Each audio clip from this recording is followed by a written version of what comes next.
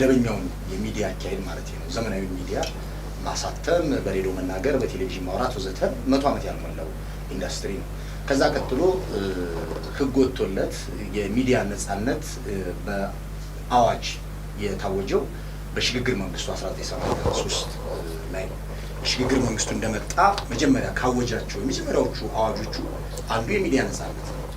ከዛ በኋላ እስከ 1997 ሰፊ ጋዜጦች ብዙ ህትመቶች በዋና ማዕከላቸውን አዲስ አበባ አድርገው ሲሰራጩ የነበረበት ጊዜ ነው። ከ97 በኋላ ደግሞ ሙሉ በሙሉ በሚባል ደረጃ ጠፍቶ በጣም ጥቂት ህትመቶች የቀጠሉበት፣ በአንጻሩ ከቅርብ ጊዜ ዓመታት ደግሞ ከ2007-8 ወደዚህ ባለው ጊዜ ደግሞ ማአት ቴሌቪዥኖች፣ የግልም ቴሌቪዥኖች መንግስትም የራሱን ብራንቾች በክልልና በአዲስ አበባ ያሰፋበት ነው እና እነዚህ ሚዲያ ቁጥራቸው ነው እያወራሁ ያለው።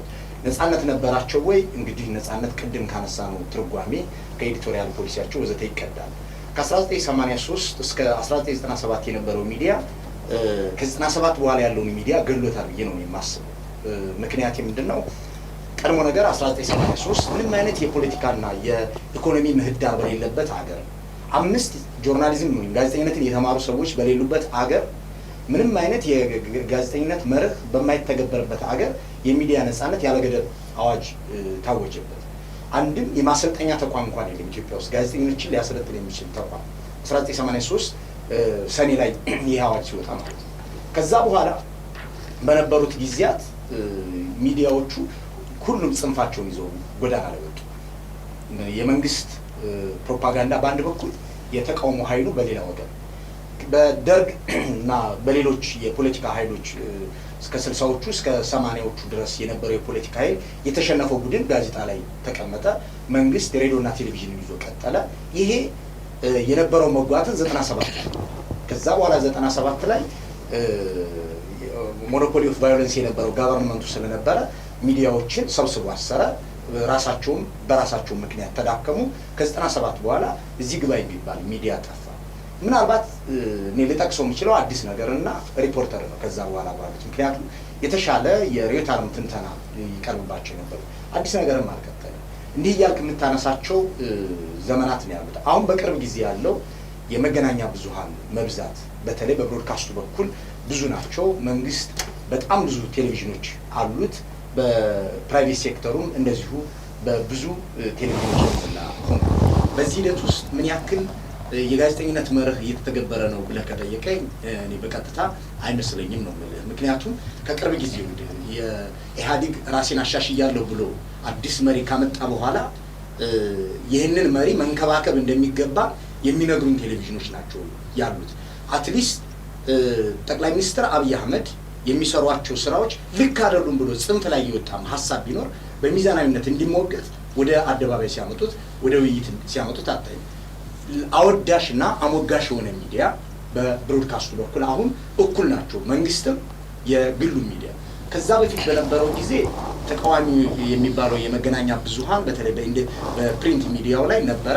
ገቨርንመንቱ በፕሪንቱም ሆነ በብሮድካስቱ የራሱን አይዲዮሎጂ ለማስረጽ ይጠቀምበት ነበር እና እንዲህ አይነት መጓተት ያለበት፣ አሁን ግን ተጠቅልሎ ከተቃዋሚነት ተቃዋሚ ጎራም ላይ የነበረው ሚዲያ ወደ አወዳሽና አሞጋሽነት በጋራ መጥቷል። ርዕዮተ ዓለማዊ ትንተናዎች የሉም። ማህበረሰባዊ ትችቶች አትሰማም። ገቨርንመንቱን በአግባቡ ሲተች አትሰማም።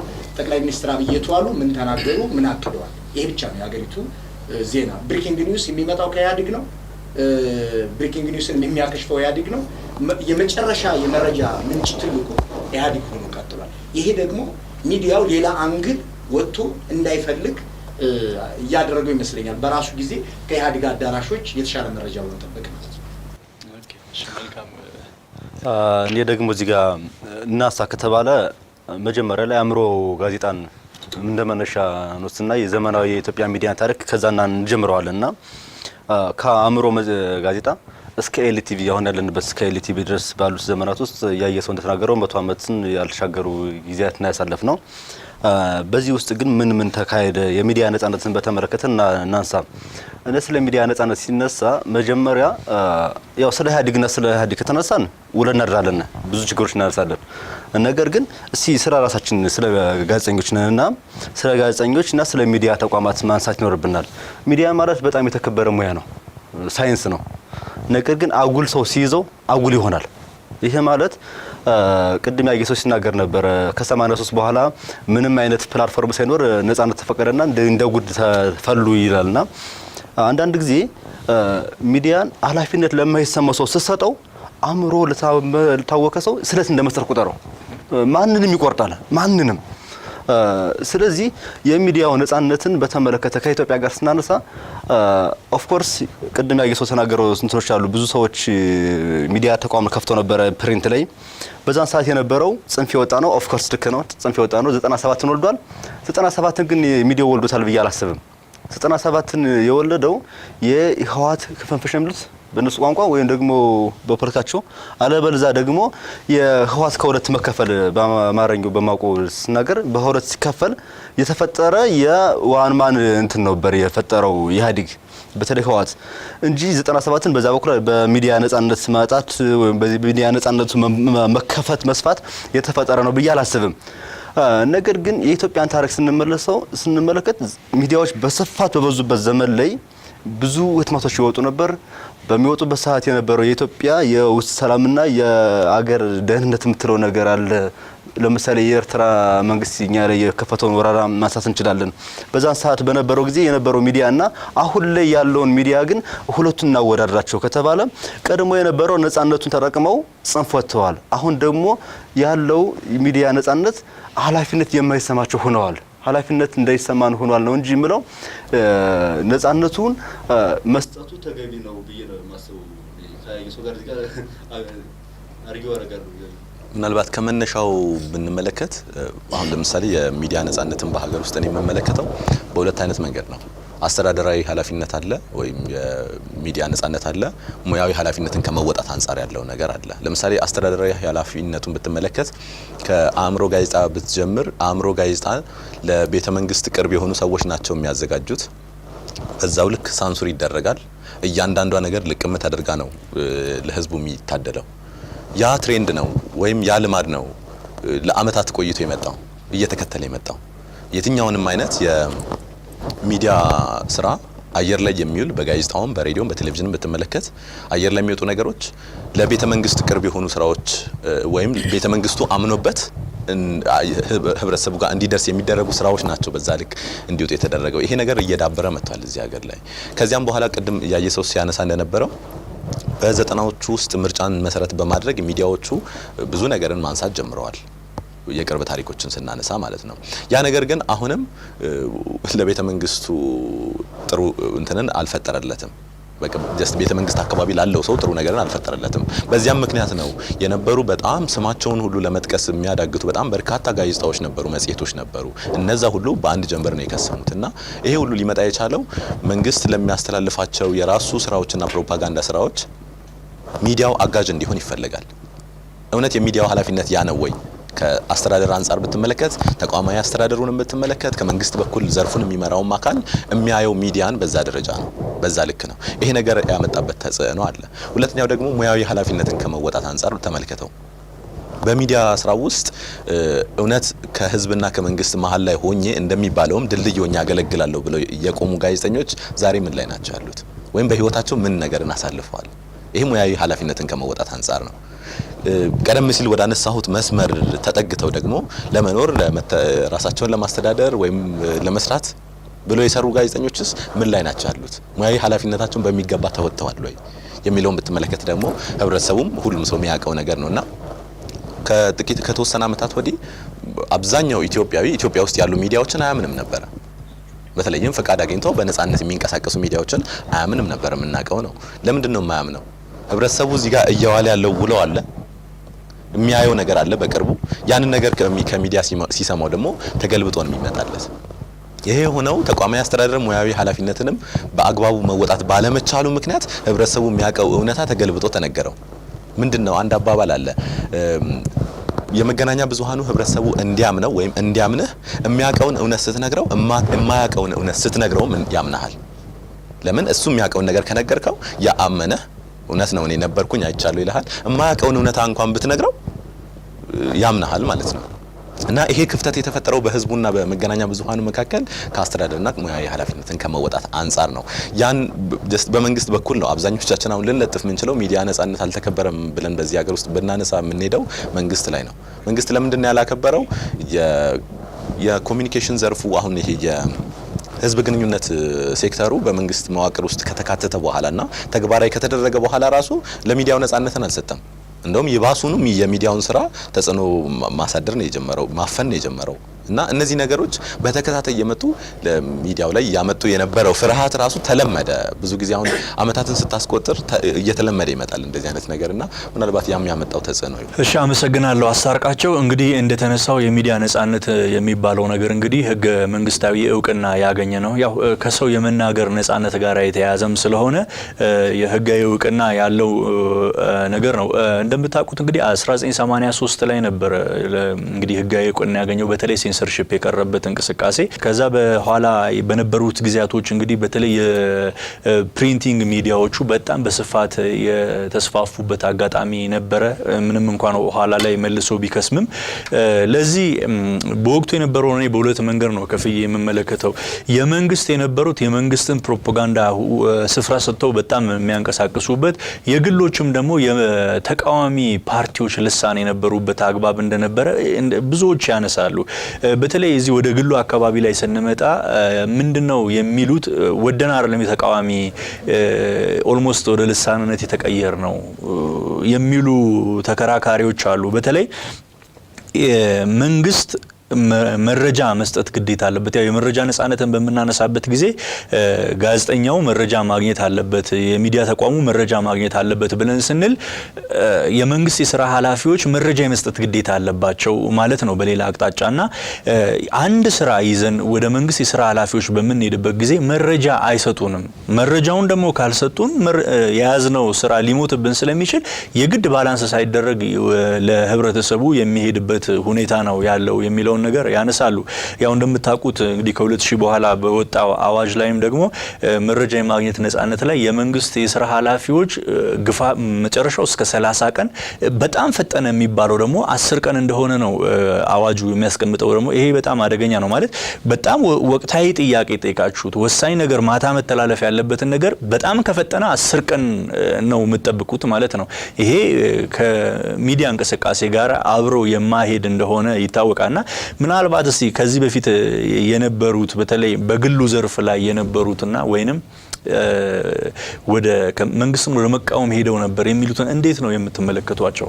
ጋዜጠኝነት በራሱ ሙሉ የሆነ ዴፊኒሽን ያለው ሚዛናዊነትን የሚጠብቅ ስራ ነው። ስለዚህ ከሚሊኒየም ወዲህ የወጣ አዋጅ ከሚሊኒየም በፊት የነበሩትን ችግሮች ሊያፍን አይችልም። ቅድም የተነሳው ይርጋ ያነሳው ነገር አለ። 1983 በኋላ የመጡት መገናኛ ብዙሃን የተሰጣቸውን ሜዳ በአግባቡ ባለመጠቀማቸው የተፈጠረ ነው። ይህን ሜዳ የሰጠው መንግስት ደግሞ በትክክለኛው ወቅትና ጊዜ አልነበረም የሰጠው። አዋጅ ሲወጣ የሳንሱር ተነስቶ የፕሬስ ነጻነት ሲታወጅ ኢትዮጵያ ውስጥ 5 ጋዜጠኝነት የተማሩ ሰዎች አልነበሩ። ሁሉም በልምድ ነበር የሚሰራው። የልምድ አዋላጅ የበዛበት አገር ነበረ። 1983 ላይ አንድ ኢንስቲትዩሽን የለም የጋዜጠኝነት ማሰልጠኛ። አንድ ሞስኮ የተማሩ ሰዎች የትሬኒንግ የወሰዱ ሰዎች ኩባ ወይም ሰሜን ኮሪያ የተማሩ ኮሚኒስት የኮሚኒዝም አስተሳሰብ የነበራቸው ጥቂት ሰዎች የነበሩበት ሚዲያ ነው እንዲቀጥል የተደረገው። ይሄ ነው ስህተቱ እንጂ 2002 የወጣ አዋጅ የ1983ን ችግር ሊያወራርድ አይገባው። የተወደዳችሁ ተመልካቾቻችን ውይይታችን እንደቀጠለ ነው። እንግዲህ በውይይታችን ላይ ሐሳብ አስተያየቶች ካላችሁ በ6178 ላይ ኤልን በማስቀደም የምትፈልጉትን ሐሳብ ልትልኩልን ትችላላችሁ። ይሄኛውንም ሆነ ከዚህ ቀደም የነበሩትን ውይይቶቻችንን መከታተል ከፈለጋችሁ ደግሞ በኤልቲቪ የፌስቡክ ፔጅ ላይ ታገኙታላችሁ። እንዲሁም በዩቲዩብ ላይ ደግሞ ኤልቲቪ ወርልድ በሚለው የዩቲዩብ ውስጥ ገብታችሁ ሰፊው ምህዳር ብትሉ ውይይቶቻችንን የምታገኟቸው ይሆናል። ካፍታ ቆይታ በኋላ ተመልሰን እንገናኛለን።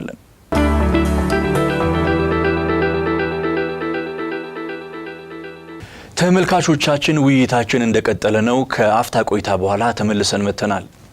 ኦኬ ቅድም ያው እንዳላችሁት እኔ ለማንሳት ያሰብኩት ምንድነው እዛ ጋር ያሉ ሰዎች 2000 ላይ አዋጁ ይውጣ እንጂ ከዚህ ቀደም በነበረው ትሬንድ ምንድነው ምልከታ ነው። አንደኛው ምልከታ ሰዎቹ የሚያነሱት ነገር ምንድነው መረጃ ፈልገን የመንግስት ተቋማት ስናንኳኳ ፈቃደኞች አይደሉም ለመስጠት። ከዛ የተነሳ ያለን አማራጭ ከሚሞትብን ነገሩን እናስኬደዋለን የሚል ነው። ልክም ባይሆን ተገደን ነው ወደዛ አይነት ሁኔታ ውስጥ የገባን የሚል ነገር ለማንሳት ነው። ያስኬዳል አያስኬድም ይሄ ሌላ የሚያነጋግር ጉዳይ ነው የሚሆነው። ያለፈውን በዚህ ደረጃ ካየን በተለይ እስቲ አሁን ከቅርብ ጊዜ ከለውጡ ወዲህ ደግሞ የተወሰነ ነገሮች እንግዲህ ማለት ሰዎች ማውራት ጀምረዋል። የተወሰነ ነገሮች የተከፈቱበት ሁኔታ አለ። እሱን እንዴት ገመገማችሁት እናንተ? በእናንተ ምልከታ ምን ይመስላል?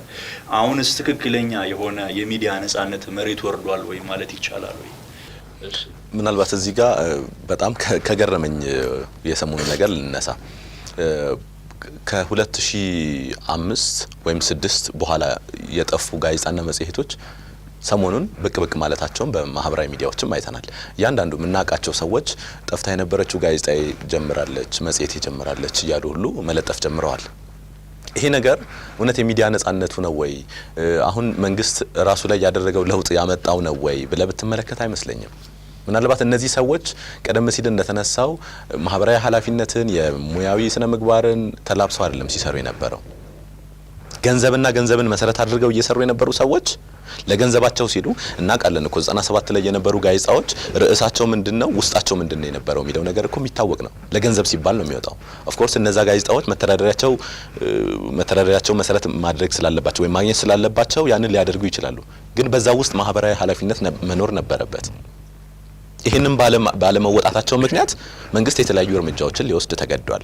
መንግስት ያደረገው እርምጃ ትክክል ነው ማለት አይደለም። ግን መጀመሪያ በህግ ማዕቀፎች መታሰር መያዝ የነበረባቸው ነገሮች በአግባቡ ባለመቀመጣቸው ቀደም ሲል ያየ ሰው አንስቷል። ሳንሱርን ስታነሳ በዛው ልክ ሊያስተዳድረው የሚችል ሊለቅና ወይም ለቀቅ ሊያደርግና ሊገድበው የሚችልን ፍሬም ሳያስቀምጥ ሚዲያውን አስገባው። ሚዲያው ገባ እንደፈለገው ሲንቦራጨቅ ለምን ብሎ ደግሞ ድጋሚ 2002 ላይ ያን አመጣ። ስለዚህ በዛ ምክንያት ደግሞ ሚዲያዎች ጠፉ። ዛሬ ደግሞ ብቅ እያሉ ነው። ይሄ ነገር መሰረት የሆነው ማለት ማህበራዊ ሚዲያዎች ላይ የምትመለከተው ኃላፊነት የጎደለውን ዘገባ የምታየው በምንድነው? በመንግስት መዋቅር ወይም በባለሙያው ዘርፍም ብቻ ሳይሆን ባለሙያው ስራውን ከመስራት ባለፈ በሚያገኘው ገቢ ወይም በሚያገኘው ዝና ብቻ መሰረት ያደረገ ወይም ትኩረት አድርጎ በሚሰራው ስራ ነው እንጂ ምን ይጠበቅብኛል ምን ማድረግ ነበረብኝ ብሎ በመስራቱ ምክንያት የመጣ አይደለም። ይሄንን ያነሳሁት ለምንድን ነው? ከሰሞኑ መገናኛ ብዙሃኑ ይዘዋቸው የሚወጡት ነገሮች ስፔሻሊ ህብረተሰቡ ጋር ያለውን ስሜትና መንግስት እየሄደበት ያለውን መንገድ በሁለቱ መካከል ነው ሆነው ነው የሚያገለግሉት ብለን ካልን እያነሱ ያለው ነገር እውነት ትክክለኛ የመገናኛ ብዙሃንን ሂደት የጠበቀ ነው ወይ ብለን ብናነሳ ትልቅ ጥያቄ ነው። መልስ የማያገኝ ትልቅ ጥያቄ ነው። እንደተባለው በስሜት እየተነዳ ነው ብዬ ማለት ይችላል። መገናኛ ብዙሃኑ ራሱ በስሜት እየተነዳ ነው። ይሄ በማህበራዊ ሚዲያ በመናምን ዝም ብሎ የሚጽፉ አክቲቪስቶችን ወይም የሚጽፉትን ሰዎች እንተውና ህጋዊ እውቅና ይዘው ፍቃድ አግኝተው እየሰሩ ያሉ የመገናኛ ብዙሃን ራሱ በስሜት ነው እየተመሩ ያሉት። እንደተባለው ጠቅላይ ሚኒስትሩ የሚሰራቸው ስራዎች፣ ጠቅላይ ሚኒስትሩ የደረሰባቸው ቦታዎች እንደ አዲስ አበባ ብትመለከት ምክትል ከንቲባ ያደረጋቸውን ስራዎች ይዘው ፖዚቲቭ ነገሩን ወይም አዎንታዊ ጎኑን ብቻ ለህብረተሰቡ ማድረስ ነው። አንድ ምሳሌ እኔ በራሴ በግል የምጠይቀውን ራሴንም የጠየኩትን ነገር ላንሳላችሁ። ባለፈው ክረምት ላይ በጎ ፍቃድ ተባለ። በጎ ፍቃድ አላማውም የተሰራውም ስራ ጥሩ ነው። የአንዲት አዛውንት ቤት 40 እና 50 ዓመት በእንጨት ተሰርቶ የቆመ የአዛውንት ቤት አፍርሰው በስሜት ስለሆነ አፍርሰው የዛችን ቤት እናድሳለን ተባለ። ፈረሰ። በማይሆን ለ2 ቀን ለ3 ቀን ለሴትዮዋ እንዲደርስላት ተብሎ በሆነ ነገር ተጠጋግኖ ቤቱ ተሰጣት። እቺ ሴትዮ 40 ዓመት የቆመላት ቤት ከዚህ በኋላ 10 እና 20 ዓመት ሊኖር ይችላል ያ ቤት። ግን በ3 ቀን ውስጥ ሰርተስ ታስረክባት ያን ቤት ከአንድ ወር በኋላ ከ2 ወር በኋላ ያ ቤት ቢፈርስ ምንድነው እቺ ሴትዮ ኃላፊነቷ? ዋስትናዋ ምንድነው? መንግስት ኢኒሺዬቲቭን ወሰደ፣ ይሰራ አለ የተባለው ለ1 ሳምንትና ለ3 ለ4 ቀን ገደብ ተሰጠው። ቤቱ ተሰራ፣ ተሰጣት።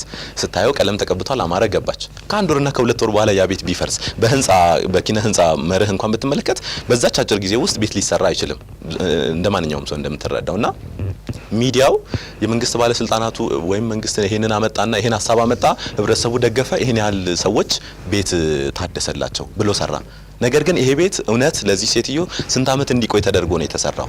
መሰራቱ ምን ያህል ነው? በዚህ ሂደት ውስጥ የሚወጡ ወጪዎች፣ የሚበላው ገንዘብ በአግባቡ ቤቱ ጥራቱን ደረጃውን ጠብቆ ለዚህ ሴትዮ እውነት ከልባቸው እንዲደሰቱ ተደርጎ ነው ወይ የተሰራው የሚሉ ነገሮች መነሳት የሚችሉ ናቸው። ሌላው ወገን ደግሞ ብታነሳ አንድ ግለሰብ 3 እና 4 መኖሪያ ቤቶችን ይዞ ተቀምጦ ባለበት ከተማ ውስጥ አንድ ሊወድቅ ያለን ቤት መልሳ አዲስ እዛው ቦታ ላይ ነገ ሊፈርስ ይችላል በማስተር ፕላኑ። ያንን ቦታ አዲስ መስጠት ምን ያህል ተገቢ ነው? ሌሎችም በዛ ጉዳይ ላይ የምታነሳቸው በርካታ ጉዳዮች ይኖራሉ። ይህንን እየመረመረ ወይም ከበስተጀርባ ያለውን ጉዳይ እያወጣ አይደለም የመገናኛ ብዙሃን እየሰራ ያለው። በመንግስት እየነፈሰበት ባለው የስሜት ጉዞ ውስጥ እየሄደ ነው ያለው። ግን ከዛ ይልቅ አሁን አስታርቃቸው ያነሳቸው ነገሮች ጥሩ ማሳያ ናቸው። መጀመሪያ መጋቢት 24 ነው መሳሳት የተጀመረው በኢትዮጵያ የመንግስት ለውጥ የተደረገ ያህል አቶ ኃይለማርያም ደሳለኝ ለጠቅላይ ሚኒስትር አብይ አህመድ ባንዲራና ሰንደቅ ዓላማ ሲሰጡ መንግስት ተቀየረ አይነት ስሜት ያለው የመንግስት ለውጥ እየተባለ ነበር ዜና ሲሰራ ነበር። አንድ መስመር የርዕዮተ ዓለም ለውጥ በሌለበት ስርዓት ውስጥ እየኖረ የግለሰቦች መቀያየርን እንደ መንግስት ለውጥ አድርጎ መተረክ የተጀመረው መጋቢት 24 ላይ ማታ ነው። ከዛም ቀን የጀመረው ሂደት ምንም አይነት ውይይት አይደረግበትም። ለውጡ የጠቅላይ ሚኒስትሩ ንግግር ተከትሎ የሚሰጡ አስተያየቶች ሞያሌም፣ መቀሌም፣ ዶርዜም፣ መንዜም አስተያየት እንዲሰጥባቸው ይደረጋል። ከዛ በኋላ ወድጄዋለሁ ይቀጥሉበት እንዲባል ይደረጋል። ለውጥ ምንድን ነው? ቀድሞ ነገር መጥቷል የሚባል ለውጥስ አለ ወይ? ጠቅላይ ሚኒስትሩ የሚሉት መደመር ምን አይነት ርዕዮተ ዓለም ነው? እነ ዓለም ከምታስተናግዳቸው 4 ርዕዮተ ዓለሞች በተጨማሪ ነው ወይስ እነዛ ውስጥ የሚወድቅ ነው? ምን አይነት ነገር ነው አገሪቱ ላይ እየተካሄደ የሚለውን ነገር ለመወያየት ልክ አሁን አንተ እንደምታደርገው እንኳን መገናኛ ብዙሃኑ ክፍት አይደሉም። በአንድ መስመር የተባለ ነገር አለ፣ ያንን ማድረግ ብቻ ነው። ያንን ይህንን አይነት ሀሳብ ብታመጣ ይቀንጅብናል። የሚደርስብህ ውግዘት ጠቅላይ ሚኒስትሩ ለውጥ አላመጡም። አሁንም ኢህአዴግ በህይወት ያለ ድርጅት ነው። አሁንም የሚመራው አብዮታዊ ዲሞክራሲ ነው። አሁንም የልማታዊ መንግስት አስተሳሰብ ነው አገሪቱን የሚያስተዳድራት። አሁንም የአገሪቱ ቅርጽ ፌዴራላዊ ነው። የቱ ጋር ነው ለውጡ? ምን አይነት ለውጥ ነው? ኢህአዴግ ለ40 እና ለ50 ዓመት አገር ለማስተዳደር ፕላን አለው። ያንን ፕላኑን ለመምራት የሚያስችል የጥገናዊ ማሻሻያ እያደረገ ሊሆን ይችላል። ይህ ጥገናዊ ማሻሻያ አንዱ ትርክት መቀየር ነው። የትረካን መቀየርና ጠላት ቅነሳ ላይ መስራት ነው። ለውጥ ምንድን ነው? የቱ ጋር ነው ለውጥ የመጣው ብለህ እንኳን እንደዚህ አይነት ጥያቄ ለማንሳት የሚያስችል ፕላትፎርም አልፈጠረም። ከኤርትራ ጋር እርቅ ተገብቷል። ይሄ ትልቅ ተአምር፣ በደንብ መደነቅ ያለበት ነገር ነው። ሚዲያው ከጠቅላይ ሚኒስትር አብይና ከፕሬዚዳንት ኢሳያስ በዘለለ ያለ ሀሳብ አንስቶ ያውቅ። ኢትዮጵያ ሪያድ ላይ የተፈራረመችው ስምምነት 7 አንቀጽ ስምምነት ለኢትዮጵያ ሕዝብ ግልጽ አይደለም። ምንድን ነው ይዘቱ? ይህንን ሚዲያው ነበር ማድረስ የነበረበት። እነዛ 7 አንቀጾች በድጋሚ ኢትዮጵያ ለጦርነት ላለመዳረጋቸው ምንድነው ዋስትናቸው? ከአንቀጾቹ 4ኛው አንቀጽ ላይ የተቀመጠው ኢትዮጵያ የአልጀርስን ስምምነት ተከትሎ የመጣውን የባውንደሪ ኮሚሽን ውሳኔ ትቀበላለች ነው የሚለው። የካሳ ኮሚሽን ውሳኔ ኢትዮጵያ $10 ሚሊዮን ታገኝበታለች የተባለው። የቅሬታ ሰሚ ኮሚሽን ውሳኔ ውስጥ ባድመ የኢትዮጵያ ነው የወረረችው ኤርትራ ነች የሚለውስ እነዚህን ነገሮች የሚያስተናግድ ውይይት አላደረገም ሚዲያው። በእርግጥ ቅድም አስታርቃቸው እንዳለው አዳዲስ ጋዜጣዎች ወዘተ እየመጡ ነው። ብዙ ቴሌቪዥኖችም አሉ። የቁጥር ችግር የለብንም። አሁን ትልቁ ስጋት ደግሞ መገናኛ ብዙሃኑ አንድ ኢቨንት ላይ ባንገኝ ብሮድካስት ይከሰናል የሚል እሳቤ ውስጥ ነው ያሉት። ብሮድካስት ባለመገኘት መክሰስ ጀምሯል። እዚህ ኢቨንት ላይ ይህንን የሚያክል ነገር እየተደረገ ጠቅላይ ሚኒስትሩን ለሰልፍ የሚደግፍ ጠቅላይ ሚኒስትሩን የሚደግፍ ሰልፍ ተጠርቶ እናንተ ቢሮአችሁ ምን ሰራላችሁ ብሎ ደብዳቤ መጻፍ ጀምሯል ብሮድካስት ባለስልጣን። በትንሽ ኢንተርቪው በአክቲቪስቶች ጫና ቴሌቪዥኖችን የሚያስፈራራ ጣቢያ ሆኗል። ኤልቲቪ ላይ የደረሰውን ውዝግብ እናስታውሰው ነው። እንደዚህ አይነት ባለስልጣን ሆኗል የብሮድካስት ባለስልጣን። ይሄ ብሮድካስት ባለስልጣን ቀጥተኛ ተጠሪነቱ ለጠቅላይ ሚኒስትሩ የሚሾመው ዋና ዳይሬክተሩ በጠቅላይ ሚኒስትሩ ነው። ያለ ጠቅላይ ሚኒስትሩ እውቅና እንደዚህ አይነት ነገሮች ይከናወናሉ ብዬ እኔ አላስብም። ስለዚህ ከመንግስታዊ አምባገነንነት አንጻር ካየነው ምናልባት አወድሱኝ የሚለው መንፈስ አሁንም ቀጥሏል። ስምምነቱ ማወደሱ ላይ እንደስከዛሬው ሳይሆን መንግስትም ላይ ያሉ ሚዲያዎችም ሆነ ግል ላይ ያሉ ሚዲያዎች እኩል ተስማምተውበታል። አወዳሽና ሞጋሽ መሆኑ ላይ ለውጥ ምንድን ነው? ምን አይነት ነገር ነው አገሪቱ ላይ እየተከናወነው? ይሄ ነገር ስህተት ነው ብሎ የሚያነሳ ሰው ግን ጆሮ ይቆረጣል። ፊዚካሊ ሳይሆን በአስተሳሰብ ደረጃ ይሄ ከገበያው እንደወጣ ነው የተደረገው። ምክንያታዊ ሰዎች በውይይቶች ላይ እንዲገኙ አይፈለግም። በቀድሞ አስተዳደር ነው የምለው ተገፍተናል ተገለናል የሚሉ ሰዎች ስልጣን እንዲይዙ እየተደረገ ወይም ደግሞ ተሰሚነታቸው እንዲጨምር እየተደረገ ነው ያለው። ይሄ የመንግስት አሰራር ነው፣ የራሱ ጉዳይ ነው። ነገር ግን እነዚህ ሰዎች የሚሾሙበት መንገድ የግልጸኝነት ችግር አለበት ብለህ መተቸት አትችልም። ጠቅላይ ሚኒስትር አብይ አህመድ በኦሮሚያ ውስጥ የሚካሄደውን አመጽ ስንመራ ነበር ብለው በቴሌቪዥን ሲናገሩ እንደ ትልቅ ስኬት ነው የተወራው። ኦሮሚያ ላይ ምንድነው የተከናወነው ባለፈው 2-3 ዓመት? በእርግጥ መብታቸውን የጠየቁ ሌጂቲሜት ጥያቄ የነበራቸው ብዙ እልፍ ወጣቶች እንደነበሩ እኔ ክርክር የለኝም። እነዛ ወጣቶች ይዘውት የተነሱትን ጥያቄ መንግስት መመለስ ባለመቻሉ ራሱ መንኮታኮት ውስጥ ወድቋል። እዚህ ላይ እኔ ክርክር የለኝም። በዚህ ሂደት ውስጥ ግን እልፍ ሰዎች ከቤት ንብረታቸው ተፈናቅለዋል። 44,000 ሰው በአንድ ቀን ስራ አጥ የሆነበት የሰበታን የፋብሪካ መቃጠል የምናስታውሰው ነው። ማአት ሰው ተገድሏል። ስለዚህ ጠቅላይ ሚኒስትሩ ኃላፊነት ይወስዳሉ? ለዚህ ነበርኩበት ካሉ እንደዚህ አይነት ዲስከሽኖች ተደረገውበታል። ጠቅላይ ሚኒስትሩ ለውጥ ስመራ ነበር አሉ። 6 ዓመትና 7 ዓመት የፈጀ ትግል ነው ያደረኩት አሉ ተብሎ ግን ዜና ላይ ተሰማዋል። ወደ ውይይቶች ላይ ቢዮንድ ዘ ኒውስ የሆኑ ነገሮች ላይ ሲመጣ አታገኘው። ይህንን ንግግር መናገርን በራሱ አሁን እኔ የተናገርኩትን የቀንጅብ ያስበላል ወይም ሌላ አንድ ፍረጃ ውስጥ ይከታል። እንደዚህ አይነት ቅድም ካመጣ ነው የሚዲያ ነጻነት ትርጓሜ አንጻር ካየኑ ማህበረሰባዊ ትንታኔ ፖለቲካዊ አናሊሲስ ውስጥ የሚገባ እይታ ያላቸው መገናኛ ብዙሃን የሉም። ይሄ ደግሞ ብሮድካስት ባለስልጣንን በመፍራትም ጭምር የመጣ ነው ነው። ምናልባት ግን አሁን የተነሱ ሀሳቦች ላይ ለምሳሌ ሚዲያው በራሱ ነው ወደ እንደዚህ አይነት ነገር ኢንቮልቭ አድርጎ መስራት ያቃተው ወይንም ኢግኖር አድርጎ ይተው ወይስ ደግሞ አቅጣጫ ተቀምጦለታል? በአሁን ሰዓት ላይ ለምሳሌ ጠቅላይ ሚኒስትር ዶክተር አብይ አህመድ ኢንቮልቭ አድርገናል በዛ አይነት ጉዳይ ላይ ብለው ቢሉ እንዳይተቹ አቅጣጫ ይቀመጥላቸዋል ወይስ ሚዲያው ራሱ መንካት ስላልፈለገ ነው? ይሄኛው እንዴት ነው ሊታይ የሚችለው? ምክንያቱም ለምንድነው ይሄኛውን ማነሳው ከዚህ በፊት ከጥቂት ወራቶች በፊት የማይነሱ ኢሹዎች አሁን መዳሰስ የተጀመረበት አግባብ እንዳለ እናያለን በተለያየ ሚዲያዎች ላይ ማለት ነው። ያን መንካት በቻለ እጅ ይሄኛውን መንካት ያልተቻለው ሚዲያው ለምንድን ነው ነው ወይስ አቅጣጫ ምን አለ ብላችሁ ነው የምታስቡት እናንተ? ይርጋ በዚህ ላይ ዘላለም ስንወያይ እግረ መንገዳችንን ማየት ያለብን ነገሮች የመንግስትን ግልጽነትን ጉዳይ እንመልከት። ቀደም ሲል ህወሓት የሚመራው የነበረው የኢህአዴግ ድርጅት አለ። መንግስት ነው 27 ዓመት የኖረ ህዝብ ህወሓት ጨቁኖኛል የሚልበት የሚያማርርበት ስርዓት አለ። ያ ስርዓት እና ዶክተር አብይን ወደ ሊቀመንበርነት ያመጣው ኦህዴድ የሚመራው ደግሞ ሌላ ኢህአዴግ ተፈጠረ። እንግዲህ ሁለት ነገሮች እናስብ፣ ህወሓትና ኦህዴድ።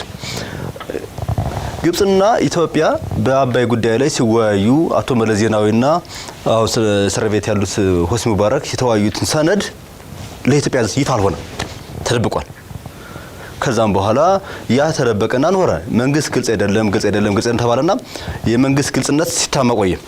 አሁን ደግሞ እነ ዶክተር አብይ የሚመሩት እና አቶ ለማ መገርሳ ቲም ለማ የሚባለው ቡድን የመራው ወደ መንግስት መጣ። ከዛ የኢትዮጵያን ሰላም ጉዳይ ይዞ ኦህዴድ አስመራ ሄደ እና ከኦነግ አመራሮች ጋር ተወያየ። ውይይታችሁ ምን ነበር? እሱ የሚለው ህወሓት ለምሳሌ ኦነግ የሚለው ትርቅ ማን ነው የሚያስፈታ ማን ነው የሚፈታ ያለበት ውይይት አለና እናንተ ጣቢያ መስለኝ አስተና ያን ነገር ውይይታችሁና ድርድራችሁ ምን ነበር ብለን አልጠየቅናቸውም። እነሱም ይፋ አላደረጉትም። እንደዚህ አይነት ጉዳዮች መቼ ነው ውስጥ እነሱ መንግስት ከዚህ ከአብዮታዊ ዲሞክራሲ ርዕዮተ ዓለሙ ወጥቶ ለህዝብ ይፋ የሚያደርጋቸው ብለህ ስትጠይቅ ሚዲያውንም ራሱ አፈነው ታውቃለህ። እዚህ ጋር አሁን ምን ነበር አትልም። ሲሄዱም ሁሉም ነገራቸው የአብዮታዊ ዲሞክራሲ ባህሉም የሆነ የገጠር ሙሽራ ነው ይመስል ሁሉ ነገር ሸፋፍኖ ምናምን ብቻውን ቁጭ ይልና ከዛን እንዲሁኛለሁ ይላል። መጨረሻ ላይ ይወጣና እንደዚህ ፍራሳፍ ፕሮግራም መግለጫ ይሰጣል። በቃ እንደዚህ ሁኛለሁ አስመራ ሄጄ ተደራደር የመጣው በቅርቡ አቶ ዳውድ ኢብሳ ይመጣሉ ተባለ። ኦኬ ይምጡ፣ ግድ የለም እኛም እንፈልገዋለን፣ ሰላሙ ይምጣ። ግን ምን ነበር ያወራችሁት እንዳንላቸው መጀመሪያም ዘግቶታል። ሁለተኛው ነገር እዚህ ላይ አብሮ የሚሰሩ ነው እንደጨመረበት የምፈልገው ልክ ነው። አሁን መታነሳለኝ ሀሳቦች አሉ። ኢህአዴግ በባህሪው ይሄን ሊመስል ይችላል። ሚዲያው ግን ጠይቆ መከልከሉን ማለት እኔ አልሰማውም በግሌና ሚዲያው ጠይቆ ተከልክሏል ወይ? አሁን አንዳንድ ጊዜ ምንድነው የሚደረገው ገና ከሩቅ ይታይና ይሄንማ አይመልስልኝም አይነት ነገር ተብሎ ሰው ይታቀባል። ከዛ በኋላ ግን አስተያየት መስጠት ላይ አንደኛ የሚኮንበት ሁኔታ ነው ያለው። ግን አሁን የነዳውድንም በለው የግንቦት ሰባትም ሀገሩ ሲገቡ በምን አግባብ እንደገቡ ምን ስምምነት እንደነበራቸው በጥልቀት የምናውቀው ነገር የለም። ይሄኛውን ጉዳይ ላይ ግን ነገሩን መረጃ አውጡ። በእርግጥ መረጃዎች ለእናንተ አይነገርም እንደሚታወቀው አሁን ናሽናል ኢንተረስት ያለበት ጉዳይ ወደ ውጭ ላይ ወጣ ይችላል አይደል? ከዛ በዘለል ያለውን ነገር ንገሩም ተብሎ የተከለከለበት አግባብ አለ። ሚዲያው በራሱ ነው ያልሰራው ወይስ የመንግስት ጫና ነው? አሁን የመንግስት ጫና ነው ተብሎ 100% መሄድ አይችልም። የግል እምነቴን ማሳየው አንዳንድ ከዚህ ቀደም መንግስት እንዲነኩ የማይፈልጋቸው ኢሹዎች እየተነሱ እየተሰሩ አሉ በአሁን ሰዓት ላይ ማለት ነው። እየተገፉበት አሉ። እዚህኛው ላይ ግን እንዴት ያንተ ግምገማ ምን መሰለ? ምናልባት የዛሬ 5 እና 6 ዓመት አካባቢ ኮሚኒኬሽን ዘርፍ ላይ የመስራት እድል ነበረኝ በሆነ አጋጣሚና ምንድነው የሚደረገው ከሚኒስትሩ ጀምሮ ከላይ ዘርፉን ከሚመራው ወደታች ሀሳቦች ይወርዳሉ። እንደ ኢህአዴግ ተወያይተው አቅጣጫ የሚያስቀምጡባቸው ጉዳዮች አሉ። የህብረተሰቡን ስሜት እስትንፋስ የሚሰሙበት የራሳቸው አካሄድ አለ። በዛ ደረጃ አቅጣጫዎች ይወጣሉ። እነዚህ አቅጣጫዎች በተዋረድ ይወርዳሉ እስከ ወረዳ ድረስ እና ወረዳ ላይ ያለው የኮሚኒኬሽን ባለሙያ እስቲ በዚህ ጉዳይ ላይ የህብረተሰቡን አስተያየት ሰብስበ ይዘና ህዝቡ ምንድነው የሚለው ይሄ ራሱ የፓርቲው አሰራር ነው። እና እነዛ አቅጣጫዎች መጥተው ህብረተሰቡ እንዲህ ነው እያለ ያለው የሚል ከሆነና ፊድባኩ ወደ መንግስት ከመጣ በኋላ ሚዲያው ይሄንን በዚህ ጉዳይ ስሩ፣ ይሄንን በዚህ ጉዳይ ስሩ ተብሎ ከዚህ በፊት ለሚዲያው ይሄድ ነበር። ርዕሰ ጉዳይ የሚገኘው በዛ መንገድ ነበር። ፓርቲው ከሚዲያው ጋር የሚኖረውን ግንኙነት የሚያሳልጠው በዛ መንገድ ነው። ያ ማለት ሚዲያው ከተሰጠው ርዕሰ ጉዳይ ውጭ እንዳይሄድ ይገደዳል፣ ይደረግ ነበር በዛን ወቅት ማለት ነው። ከቅርብ ጊዜ በኋላ አሁን አንተ ባነሳኸው ነገር ለምሳሌ ሚዲያው ገፍቶ የማይሄድበት ወይም ፈርቶ የሚቆምበት የራሱ ነገር አለው። ሌጋሊ ደብዳቤ ተጽፎለት ይሄንን እንዳሰራ ይሄንን እንድትሰራ የሚል ነገር እንደ ከዚህ ቀደሙ ላይመጣ ይችል ይሆናል። ግን ምንድነው እየተደረገ ያለው? ዛሬ የሆነ ጉዳይ ላይ የሆነ ኢቨንት ላይ መንግስት የሆነ ሁነት አዘጋጅቶ እዛ ቦታ ላይ ትጠራለህ፣ ሚዲያ ይጠራል፣ መተህ ትዘግባለህ። በራስህ አንግል የራስህን መረጃ ለአድማጭ ለተመልካችህ ይዘህ ትቀርባለህ። ያ ነገር ካልተመቸው ነገ በሚያዘጋጀው ኢቨንት ላይ አይጠራህም። ስለዚህ አንተም ይሄንን ስለምትፈራ ይሄ ሌጋሊ ቅጣት አይደለም፣ ግን በእጅ አዙር ትቀጣለህ ማለት ነው። መረጃውን አንተ ካላገኘ ያንተ ጣቢያ መረጃው እጁ ላይ ከሌላ ጣቢያ ወስደህ ነው ልትሰራ የምትችለው። ስለዚህ እንደዚህ አይነት ነገሮችን ነው የምታገኘው። ተመልካችህ መረጃው አንተ ጋር ከሌለና ሌላ ጣቢያ ላይ ካለ ቲዩን ያደርጋል፣ ወደ ሌላ ጣቢያ ይሄዳል። ያ ማለት አንተ ኦዲየንስን ታጣለህ ማለት ነው። ኦዲየንስን ላለማጣት ስትል በሄድከው ቦታ ላይ በሚፈለገው መንገድ እንድትሰራ ትገደዳለህ። ይሄ አንደኛው የቅጣት መንገድ ነው፣ ከዚህ ቀደም ሲደረግ ከነበረው ሌላኛው መልክ ማለት ነው። እኔ ግን እዚህ ጋር አንድ ሀሳብ አለኝ ማለት ነው። የኢትዮጵያ ገበሬ ችግሩን ከሬታ ዓለማዊም አንጻር ይሁን ከአስተዳደራዊ ጉዳዮች አኳያ ለመዘገብ ምንም ፍቃድ ያስፈልግም። የፍራንክፈርትን የጠቅላይ ሚኒስትሩን ውሎ በቀጥታ ስታስተላልፍ ይዋልክ ከሆነ የጎንደርና የወሎ የሸዋና የአርሲ ገበሬ እርሻው ላይ እየገጠመው ያለውን ነገር ከሬታ ዓለም አንጻር ከአስተዳደር አንጻር ሄደህ ለመዘገብ የቤተ መንግስት ፍቃድ የሚያስፈልግ አይመስለኝም። ሚዲያው በአንድ በኩል በራሱ ኦዲየንሴን የማገኘው በጠቅላይ ሚኒስትሩ ውሎ በመሞላቸው ሾዎች ነው ብሎ ይወሰነ ይመስለኛል።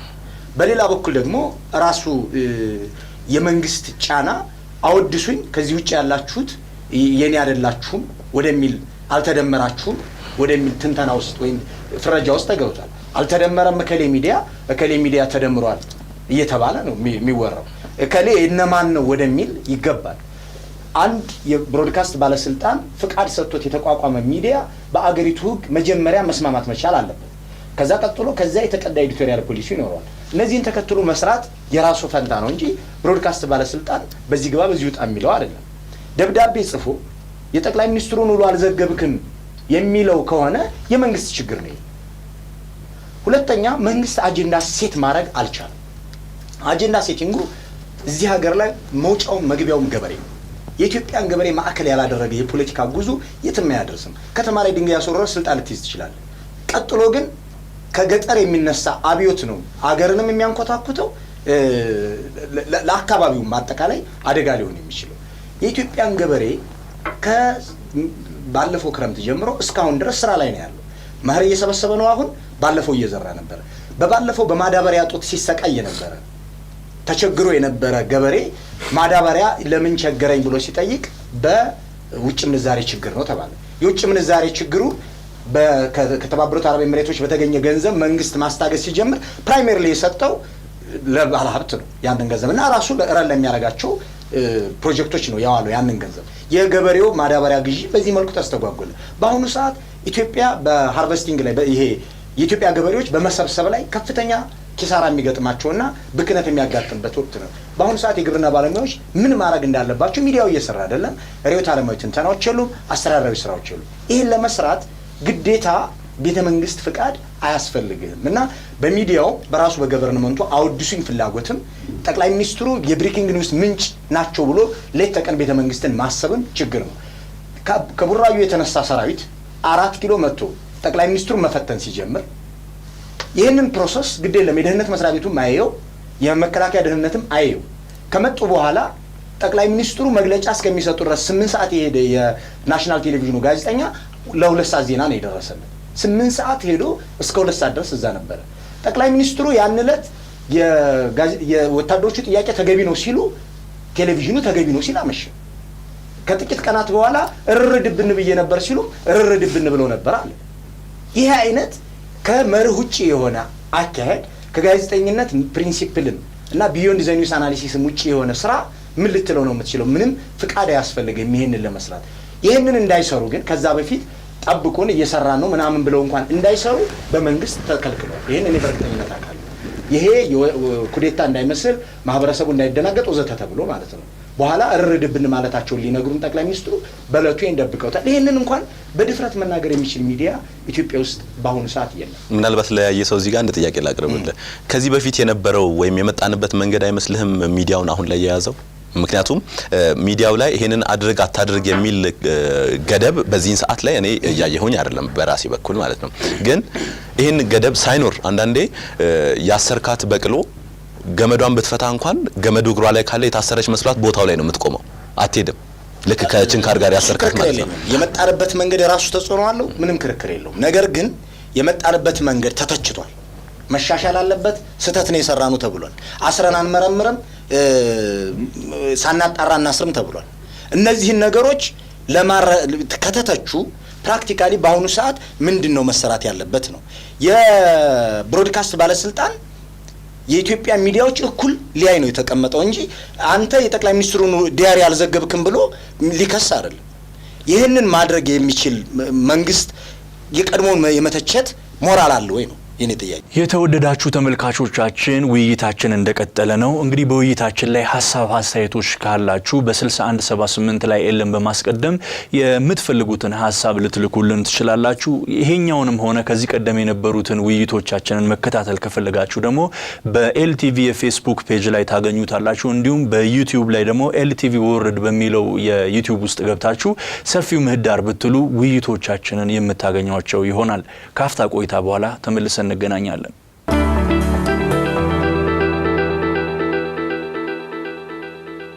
ተመልካቾቻችን ውይይታችን እንደቀጠለ ነው። ከአፍታ ቆይታ በኋላ ተመልሰን መተናል።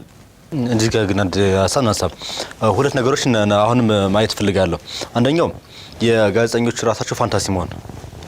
እኔ በቅርቡ እኮ አንድ የተቃዋሚ ፓርቲ ከትርቅ ወደ አዲስ አበባ ሲገባ ቦሌ ዓለም አቀፍ አውሮፕላን ማረፊያ ላይ ጋዜጠኛ ነው የሚዲያ ባጅ ይዟል።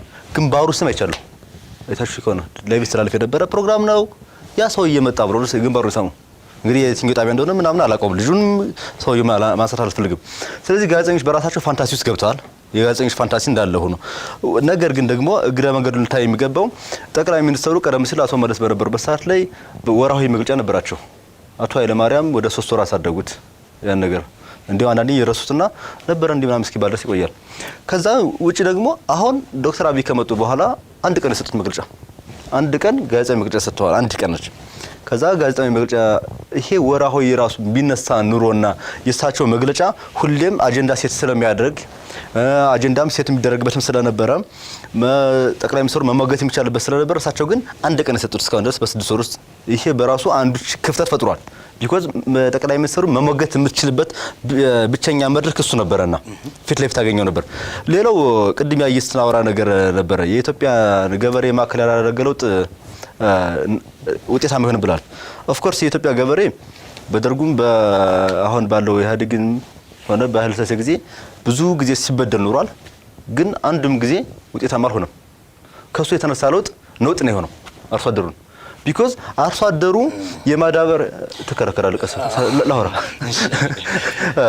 አርሶ አደሩ ላይ ሃርቨስቲንግ ላይ ኦፍ ኮርስ ኢኮኖሚ ባለሙያዎች ሲናገሩ የግብርና ኢኮኖሚ ሲናገሩ ኢትዮጵያ ውስጥ በሃርቨስቲንግ ላይ ምርት ይባክናል ውጪ ደግሞ የዲሽ ላይ ይባክናል ይባላል ትክክል ነው ይሄን ታዲያ በሚዲያ ሴት አድርገህ የምትሰራውበት ብቻ ሳይሆን ለነገሩ ይሄ ከሚዲያ ውጪ ነው የራሱ ግብርና ባለሙያ ያለው ያን ሰርቶ ካለው ለምን ሊሰራ ነው እኔ ሚዲያ ሴት አድርጌ ገጠር ወርዶ ለምንድን ነው ኢትዮጵያ በውጭ ጉዳይ ፖሊሲዋ በፖለቲካ ለመረጋጋቷ ላይ በዛ ልምጣ እንጂ እርሷ አደር ላይ ታክስ ተራ ላይ ለምንድን ነው ስንት አጂና ሴት ማድረገው ስንት ትልቅ አገራ ጉዳዮች አሉ ካርሶ አደርን በዚህ ዘለለ ብዬ ነው ማስበውና እኔ ቅድም ያልኩት ላይ ተከራከርኩ ለዛ ነው ከ85 ሚሊዮን በላይ የሆነን የህብረተሰብ ክፍል በዚህ ደረጃ ነው ማሳነስ አልፈልግም ምክንያቱም የኢትዮጵያ ገበሬ በኢትዮጵያ ፖለቲካ ላይ የነበረው ሚና ከፍተኛ ነው ጆን ያንግ የተባለ የካናዳ ዜግነት ያለው ሰው ኢትዮጵያ ገበሬ ታሪክ ላይ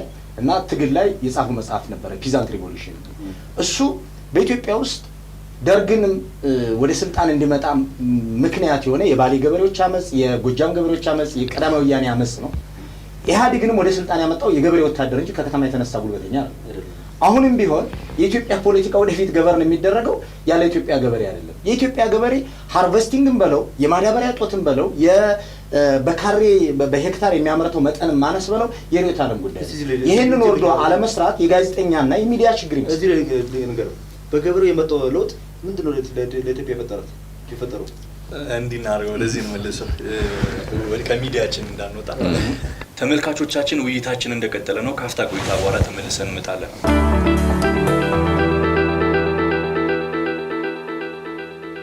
ተመልሰን መተናል ተመልካቾቻችን ውይይታችን እንደቀጠለ ነው እሺ አሁን እንትን ላይ እናንሳ እስቲ አሁን ሚዲያው አካባቢ ያሉትን ችግሮች አይተናል መንግስት ደግሞ በቀጥታም ሳይሆን ኢንዳይሬክትሊ አንዳንድ ነገሮች ላይ ኢንቮልቭ ያደርጋል የሚሉትን ነገሮችን አንስተናል እና ሚዲያው ግን ምን አይነት ሚና መያዝ መቻል አለበት የሚለውን እናንሳ በተለይ አሁን እንደሚታወቀው እንግዲህ የመጣ ለውጥ አለ የመጣ ለውጥ እኔና እናንተንም እንዲህ ማነጋገር ችሏል በተወሰነ መልኩ ሁሉም ብለም ማለት ባንችልም ብዙዎች የደገፉት አይነት ለውጥ ነው በአደባባይ ስለሚታይ ይሄ ለውጥ ከግምት ውስጥ ባስገባ መልኩ የሚዲያው ሚና ምን መሆን መቻል አለበት የሚለውን እናንሳና እንነጋገር እስቲ መልካም ምናልባት ከመነሻው ብዬ የማስበው በተለይ ላለፉት አመታት በሙሉ ቁመና ላይ ነበሩ የሚባሉ የመገናኛ ብዙሃን በዋናነት ሲያገለግሉ የነበረው ለመንግስትም ቅርብ ሆነው ስለሆነ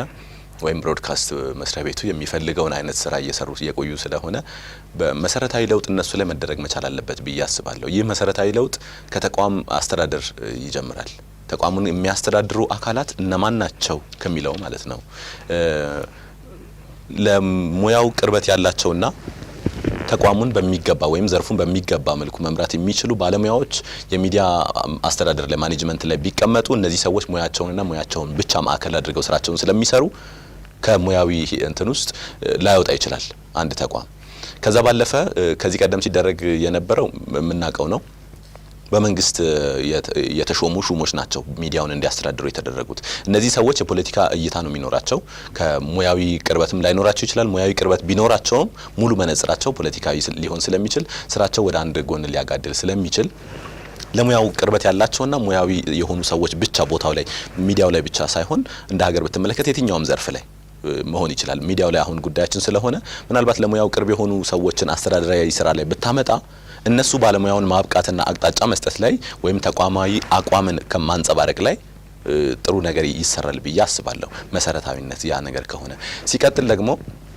ለጋዜጠኛው ወይም ባለሙያው ነጻነትን መስጠት መቻል አለበት ነጻነትን ሲሰጠው ይሄን ነገር እንዲ ቢባል ከመንግስት እንዲ ሊሆን ይችላል ይሄ ነገር እንዲ ቢሆን ተቋሙ ሊከስር ይችላል እንዲ ሊመጣ ይችላል የሚለውን ነገር ትቶ በነጻነት እንዲያስብ ማድረግ ነው መሰረታዊ ነገር ጋዜጠኛው በነጻነት እንዲያስብ ከተደረገ በሚሰራው ስራ ላይ አይጨናነቅም ያ ማለት የሚገደድባቸው ነገሮች አሉ ማህበራዊ ኃላፊነት የሚባል ነገር አለ ሙያው ራሱ ሚይዘ ኤቲክሱ ሙያው ራሱ ያገደዋል ይሄ ማህበራዊ ኃላፊነት ጋዜጠኛው ውስጡ ያለ ነገር ነው ማህበራዊ ኃላፊነትን የማይወጣ ከሆነ ባለሙያው ራሱ ባለሙያ አይደለም እዛ ቦታ ላይም ሊቀመጥ አይገባው ግን ማህበራዊ ኃላፊነቱን ብቻ ተመልክቶ መስራት ያለበትን ስራ እንዲሰራ ለምትለቀው ከሆነ ያ ጋዜጠኛ አንዳንዴ ስጋትም ይመስለኛል ቁጥጥር ውስጥ እንድትገባ የሚያደርግ አድርጎት ላይሆን ይችላል።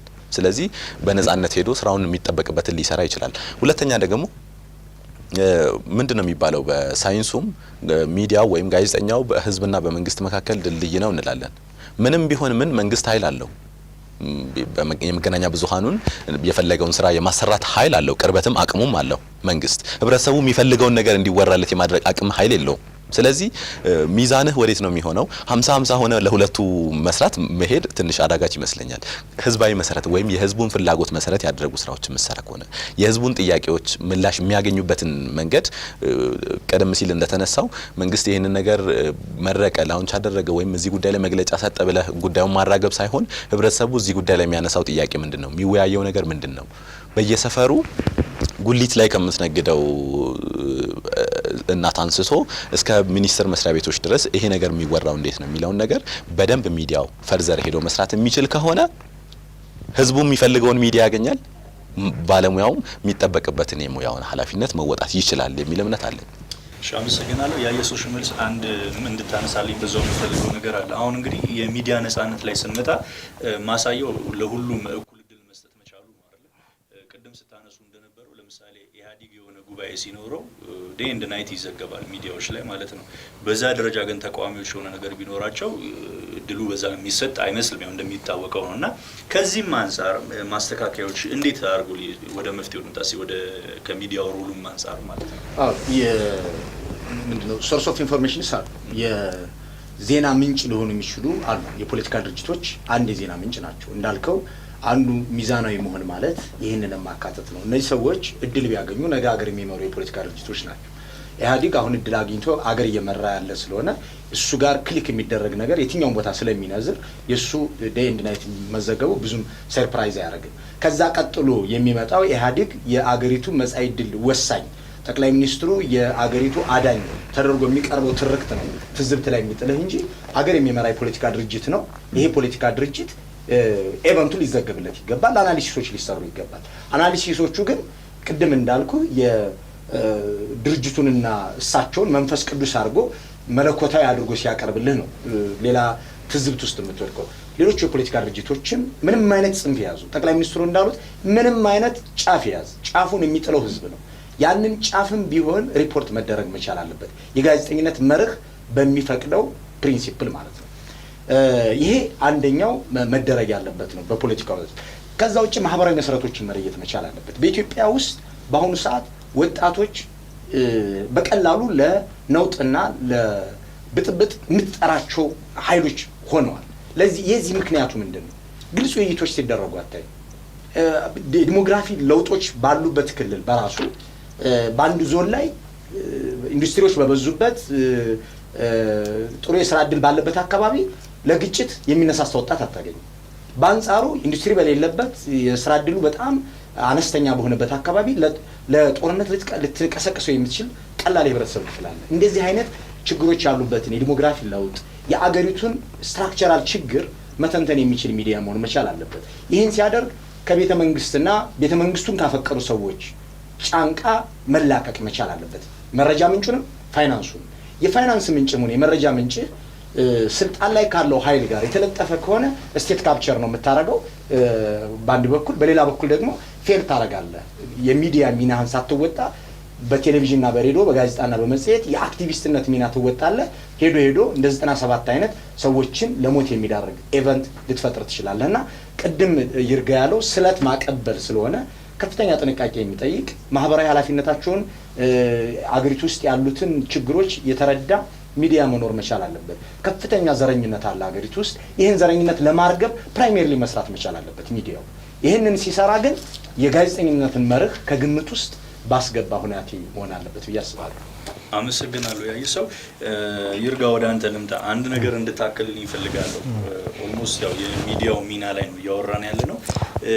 ሚዲያ ጠንካራ ሚዲያ በሚፈጠርበት ጊዜ ጠያቂ የሆነ ማህበረሰብን ይፈጥራል።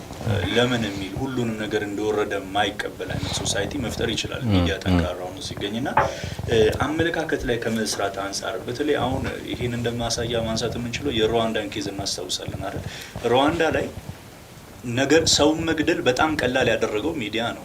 ምንድነው ኮክሮች ናቸው ቱትሲዎች አለ። በረሮን መግደል ከባድ አይደለም።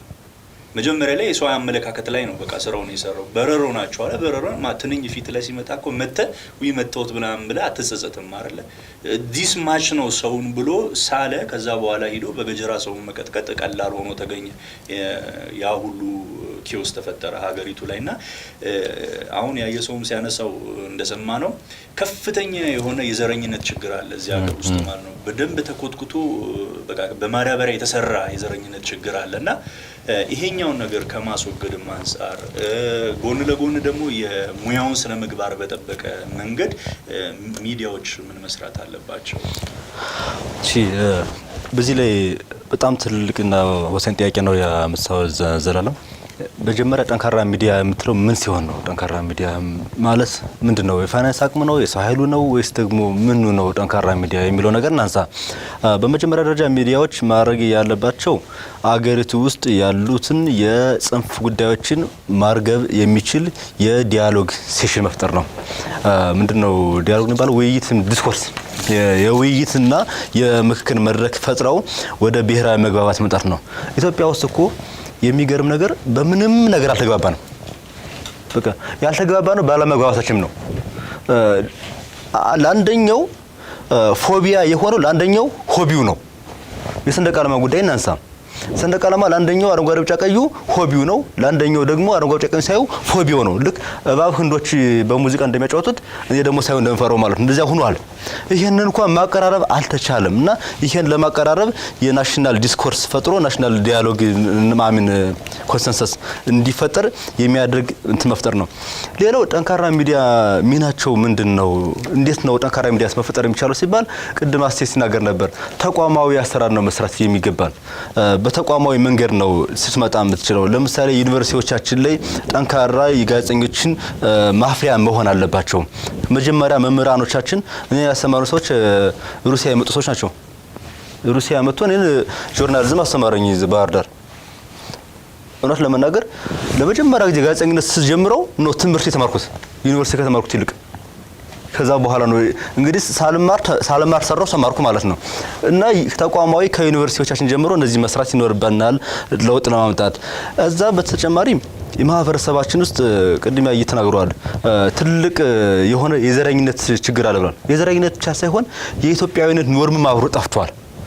እግዚአብሔር ያሳያችሁ። ሰውን በድንጋይ የገደለ ህዝብ ናለን። ሰውን አሰኝተ በድንጋይ መግደል ትንሽ ስታወሩ ይከብዳል አይደለም? እንደሚታረድ በግም እኮ ዘግዝቆ የተቀሉ ሰዎችም አሉ።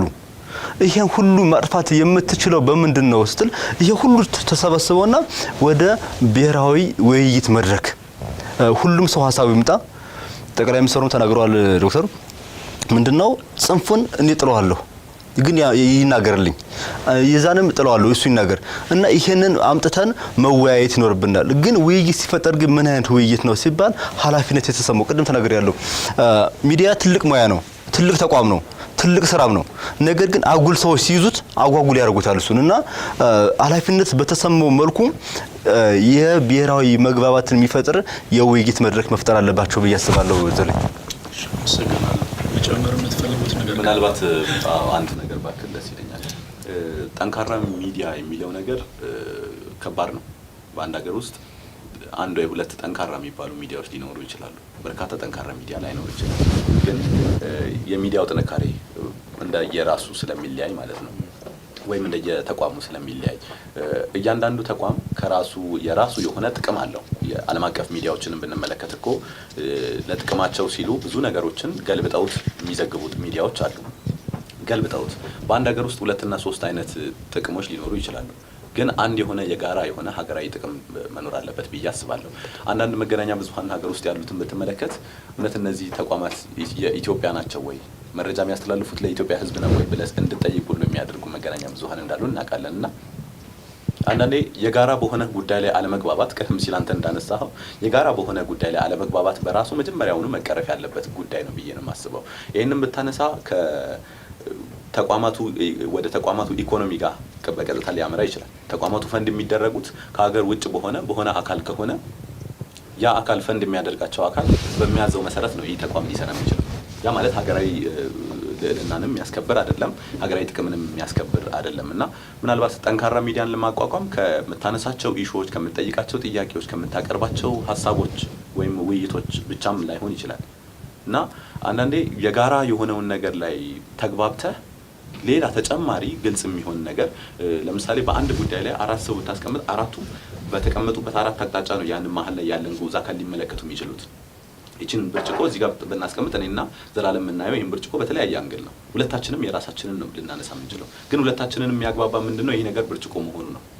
ስለዚህ የጋራ የምትግባባበት ነገር እንዳለ ሆነው የምትመለከተው ወይም የራስህን አንግልና አቅጣጫ ተቋማዊ ጥቅም የሚባለውን ወይም የተቋማዊ አቋም ማለት ነው ያንን ማንጸባረቅ በሚችልበት ጉዳይ ላይ የህዝብን ጥያቄ መሰረት አድርጎ መስራት ትልቁ ነገር ነው። ያ ነው አንድ ሚዲያ ጠንካራ ሚዲያ ሊያስብል የሚችለው። ሚዲያ ጠንካራነቱን መመዘን ከቻልክ ምናልባት ሊመዘን የሚችለው የአንድ ሚዲያ ጠንካራነት በተመልካቹ ነው ወይም በአድማጩ ነው። ስለዚህ በርካታ አድማጭና ተመልካች ካለ አሁን ደግሞ ጊዜው የማህበራዊ ሚዲያ ነው። አድማጭና ተመልካችን ለመቁጠር እንደ ድሮ ፈርዘር ጥናት ውስጥም ላትገባ ትችላለህ። ማህበራዊ ሚዲያ ላይ ስለ አንተ ዛሬ ስላስተላለፍከው ወይም ስላጨኸው ጉዳይ በጣም በርካታ ሰዎች ተወያይተው አስተያየት የሚሰጡበት ከሆነ ብዙ ተመልካች ነበረ ብለህ ቀላል ማሳያ ልታነሳ ትችላለህ እና ተመልካቾችን አድማጮችን እያሰፋ በሄድክ ቁጥር ስለዚህ ጥሩ እየሰራህ ነው ማለት ነው። ይሄ ከኦዲየንስህ የሚመጣ አፕሪሺዬሽን ነው። ስለዚህ እንደዚህ አይነት ጉዳዮች ላይ መሰረት አድርገህ በጋራ መስራቱ አንድ ሀገራዊ የሚፈለገው ደረጃ ላይ ለማድረስ የሚጠቅም ነገር ነው። አንዱ የሚያነሳው ነገር ቀደም ሲል እንደተነሳው ዘረኝነት ወይ የሆነ ነገር ከራሱ ጥቅም አንጻር ብቻ ተመልክቶ የሚያነሳው ነገር ምናልባት ሀገርን እንደ ሩዋንዳ ሊያደርግ ይችላል። እነዚህ አይነት ነገሮች ላይ ጥንቃቄ ማድረጉም ወሳኝ ነው። ሁለት ነገር ላይ በደንብ መስራት ያለብን ይመስለኛል ጋዜጠኞች። አንደኛ ኔሽን ቢልዲንጉ ላይ አሁን ስንል የነበረው የጋራ አገር አለን የሚለው ላይ መጀመሪያ እንድንግባባ የሚያደርጉን ስራዎች መሰራት አለባቸው። ቢያንስ እኮ በጋራ ጠላታችን ላይ መስማማት መቻል አለብን። በአሁኑ ሰዓት እኮ ድህነት የጋራ ጠላታችን ነው የሚለውን እንኳን መስማማት አልቻለም።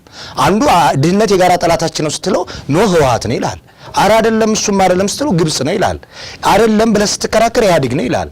እንደዚህ አይነት ያልተግባባ ማህበረሰብ የፖለቲካ ኤሊት ነው ያለበት። ስለዚህ ይህንን ማጥበብ የሚችል የፖለቲካ ውይይትና ክርክር ተደርጎ ወደ ኔሽን ቢልዲንግ መመጣት አለበት። ሁለተኛ ሳይንቲፊክ ኤንድ ራሽናል ሶሳይቲ መፈጠር መቻል አለበት። ለዚህ እኔ አብዮት ያስፈልጋል ብዬ ነው የማስበው። ህዝቡ ምሁር ነው፣ ህዝቡ አዋቂ ነው፣ ህዝቡ እንዲህ የሚሉ አጀክቲቮች ናቸው እስከዛሬ ድረስም አገርን የኔሽን ቢልዲንጉን ያዘገዩብን።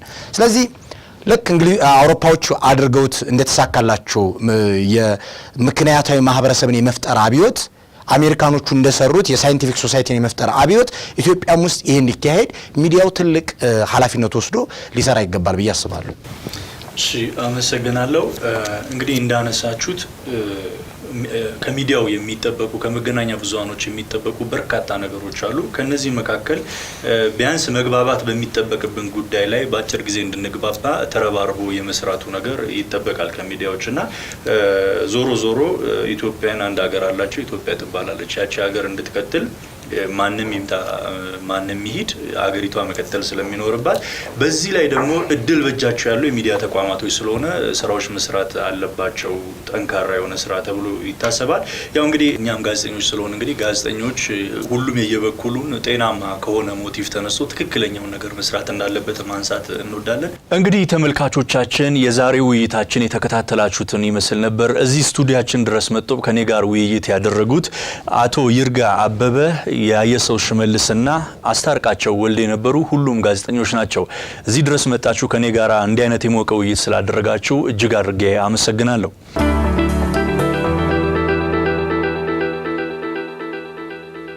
እንግዲህ ተመልካቾቻችን የዛሬው ውይይታችን የተከታተላችሁትን ይመስል ነበር። እንደምታውቁት በሰፊው ምህዳር በአመለካከቱ ምክንያት የማይስተናገድ አንድም ግለሰብ አይኖርም። ከተለያዩ ምልከታዎች አንጻር የተለያዩ ሀሳቦችን እያነሳ